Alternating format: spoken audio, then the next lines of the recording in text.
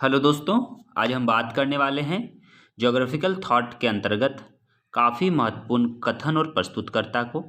इसके अंतर्गत हम लोग कुल आज 50 से अधिक स्टेटमेंट को देखेंगे जो आने वाले यूजीसी नेट के दृष्टिकोण से काफ़ी महत्वपूर्ण होने वाला है। तो चलिए दोस्तों शुरू करते हैं।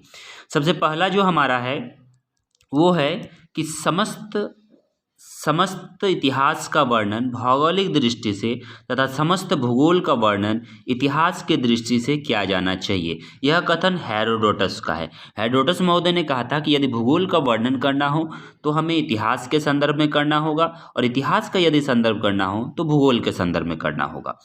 अगला आता है स्टेटमेंट, प्रकृति अनिवार्यता खड़ी नहीं करती बल्कि वह संभावनाएं प्रस्तुत करती है और इन संभावनाओं का स्वामी मनुष्य है, वह इसका उपयोग अपने निर्णय द्वारा करता है। ये लुशियन फेवरे का है, ये संभववाद से संबंधित है।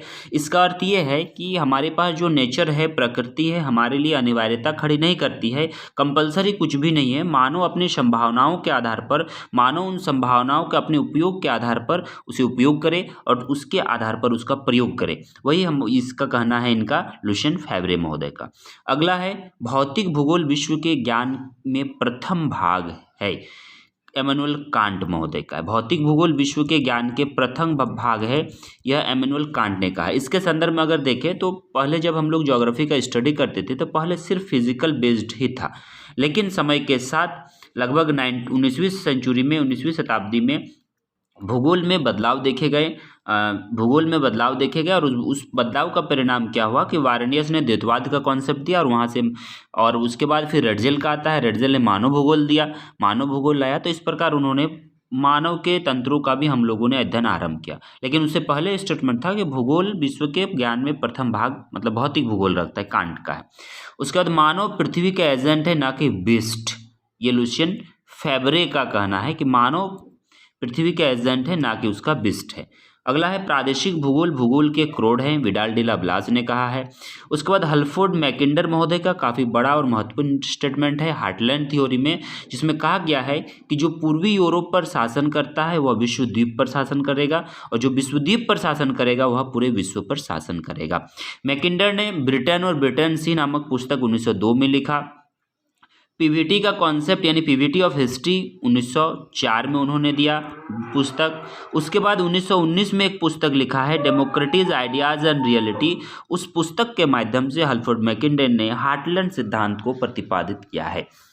उसके उपरांत आता है अगला कि प्रकृति आदेशात्मक नहीं बल्कि अनुमति बोधक है। ये ब्रून्स महोदय का, जीन ब्रून्स महोदय का स्टेटमेंट है कि प्रकृति आदेशात्मक नहीं अपितु अनुमति बोधक है। उसके उपरांत है भूगोल रूपी सजीव इकाई को दो अर्थों में बांटना उसकी हत्या करना है।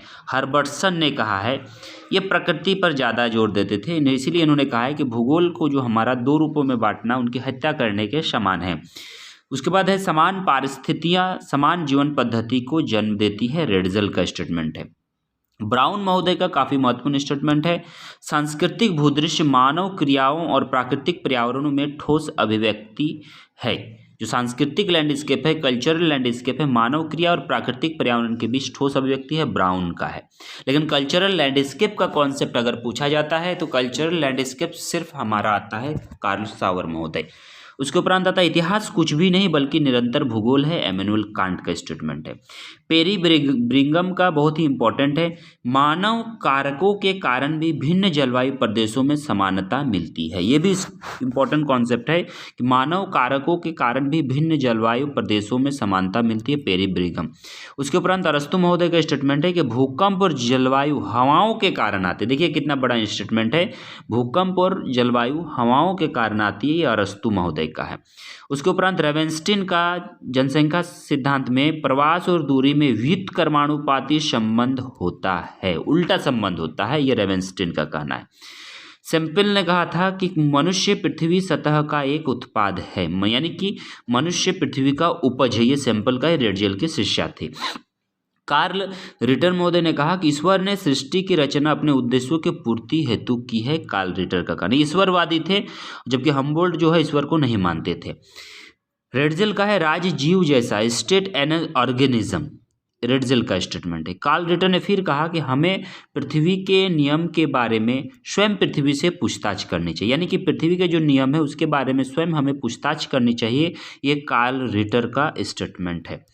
फिर ब्लास महोदय कहते हैं कि प्रकृति सलाहकार से अधिक कुछ भी नहीं है, मतलब नेचर हमारा सिर्फ सलाह दे सकती है, उससे ज़्यादा बढ़कर वो कुछ भी नहीं है। ये विडाल डिला ब्लास ने कहा। विलियम बुंगे ने क्या कहा, इन्होंने थियोरेटिकल ज्योग्राफी लिखा है, तो थियोरेटिकल ज्योग्राफी के माध्यम से इन्होंने दिया है। साथ ही साथ शोषण सिद्धांत, अर्बन ज्योग्राफी में इनका शोषण सिद्धांत काफ़ी महत्वपूर्ण स्थान आता है। इसमें कहा गया है कि क्रमबद्ध भूगोल को सैद्धांतिक क्षेत्रों में चले जाना चाहिए और क्षेत्रीय भूगोल को सामान्य खोजों के लिए अन्यत्र अध्ययनों की खोज की जानी चाहिए। उसके उपरांत हेटनर का स्टेटमेंट है कि भूगोल पृथ्वी तल का क्षेत्रीय विज्ञान है। ध्यान दीजिए, भूगोल पृथ्वी तल का क्षेत्रीय विज्ञान है। उसके उपरांत स्पाइकमैन ने कहा कि विश्व के वे क्षेत्र ज़्यादा शक्तिशाली जो स्थल और जल दोनों शक्ति रखता है। इन्होंने रिमलैंड थ्योरी दिया है और रिमलैंड थ्योरी में ये स्पष्ट कहा है कि विश्व में वे क्षेत्र ज़्यादा शक्तिशाली हैं जो स्थल और जल दोनों शक्ति रखता है। स्पाइकमैन ने आगे कहा है कि अंतर्राष्ट्रीय समाज के चरित्र में दूरगामी परिवर्तन के लिए योजनाएं सभी महान युद्धों का एक बौद्धिक उप उत्पाद है। पन्नीकर महोदय ने क्या कहा कि जो हिंद महासागर पर अधिकार रखेगा वह दक्षिण एशिया का स्वामी होगा, और जो दक्षिण एशिया पर अधिकार रखेगा वो एशिया पर शासन करेगा, और जो एशिया पर शासन करेगा वो विश्व शक्ति पर शासन करेगा। ये जियो स्ट्रेटेजी प्लान है। ये हिंद महासागर का जो भू राजनीति है, हिंद महासागर का जो राजनीति है, उसके संदर्भ में इन्होंने कहा था कि पन्नीकर ने कि जो हिंद महासागर पर अधिकार रखेगा वह दक्षिण एशिया का स्वामी होगा, और जो दक्षिण एशिया पर अधिकार रखेगा वो एशिया का शासन करेगा, जो एशिया पर शासन करेगा विश्व शक्ति पर शासन करेगा। हंटिंगटन ने क्लाइमेट और सिविलाइजेशन पुस्तक लिखा है। उस पुस्तक के माध्यम से उन्होंने ये स्टेटमेंट कहा है कि मनुष्य की अभिवृद्धि व उपलब्धि को प्रभावित करता है मौसम मनुष्य की अभिवृद्धि और उपलब्धि को प्रभावित करता है। उसके उपरांत लेवेंस्टीन महोदय का काफ़ी इंपॉर्टेंट और अंतिम स्टेटमेंट है आज के वीडियो का कि जैसे जैसे जनसंख्या का आर्थिक स्तर बढ़ता है वैसे वैसे जनसंख्या की वृद्धि दर घटते जाती है। जैसे जैसे जनसंख्या का आर्थिक स्तर बढ़ेगा वैसे वैसे उसकी वृद्धि दर भी घटते जाएगा, लेवेंस्टीन महोदय का स्टेटमेंट है। तो कुल मिलाकर दोस्तों मैंने काफ़ी महत्वपूर्ण स्टेटमेंट को देखा और आने वाले वीडियो में पुनः स्टेटमेंट को देखूंगा। साथ ही साथ दोस्तों आप लोगों को जितने भी मैं कोशिश करूंगा कि यूजीसी नेट के एग्ज़ाम तक कम से कम आप लोगों को महत्वपूर्ण पुस्तक, उनके स्टेटमेंट, उनका जो कॉन्सेप्ट्स हैं उनको लेकर आऊं ताकि आप लोगों को काफ़ी आसानी हो समझने में और नेट जेआरएफ को क्वालिफाई करने में। चलिए दोस्तों मिलते हैं अगले वीडियो में। धन्यवाद।